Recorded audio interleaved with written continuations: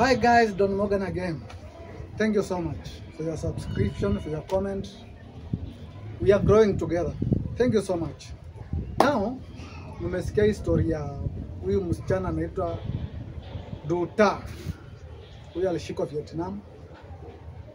Ya kwamba alikuwa na madawa ya kulevya na akahukumiwa kuuawa. Okay, huko Vietnam sheria ziliundwa na kitambo watu walikuwa wanapigwa risasi. Kulikuwa na ile ilikuwa inaitwa firing squad kutoka Vietnam.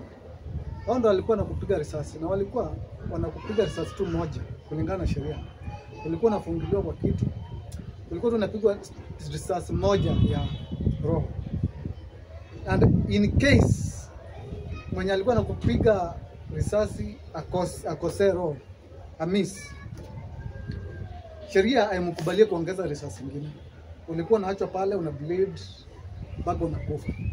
Now 2011 Vietnam, the National Assembly of Vietnam changed, walibadilisha sheria.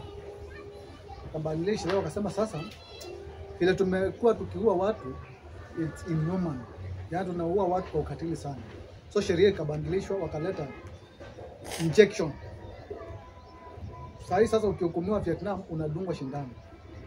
Na hii shindano unadungwa shindano 3. Moja, unadungwa shindano ya kwanza, unakuwa ni conscious. Unakuwa ni conscious, ujijui na unaganda mwili. Now after that, mwenye amekudunga hiyo shindano anaenda kwa execution council. Kwa chairman, kuna mkubwa wao. Anaenda anamwambia amekupatia dawa. So wanakupatia time. Waona kama utakuwa unconscious. Ukikuwa unconscious bado anapatia amri tena. Mwenye alikudunga ya kwanza anakuja anakudunga tena. Akikudunga tena, ya pili sasa ile shindano unadungwa unakuwa paralyzed kabisa. Unakuwa paralyzed na wanakupatia tena some time. Now after some time ndo sasa anakuja anakudunga the final injection, ambayo ni ya kusimamisha moyo uache kufanya kazi. That's how people are executed in Vietnam. Now, apart from Vietnam, there are so many nations that execute people. Asi makosa tu ya madawa ya kulevya no. Kuna makosa mengine unaweza fanya pia uwawe, kama vile rape, murder, robbery with violence, corruption. Huko nchi za Asian countries like Singapore wanga wanakuhama. They just hang him. Na wanahakikisha kulingana na sheria wanga wanahakikisha wakikuhama hakuna witness karibu, because it's inhuman. They hang you, they leave you there to die. Kuna nchi zingine kama vile Singapore, kuna Malaysia, kuna Indonesia, those countries. Ukishikwa tu na corruption hivi, unauawa. Not unless you pay the 75% of the profit of the corruption. Corruption money plus the profit you got from 75% of the corruption, of the profit you got from the corruption money you pay, then we are free to set you free. Now, kuna vitu mingi zimebadilishwa katika zile nchi ambazo wamekuwa wakizingatia sana madawa za kulevya. Now, si kama hapa Kenya.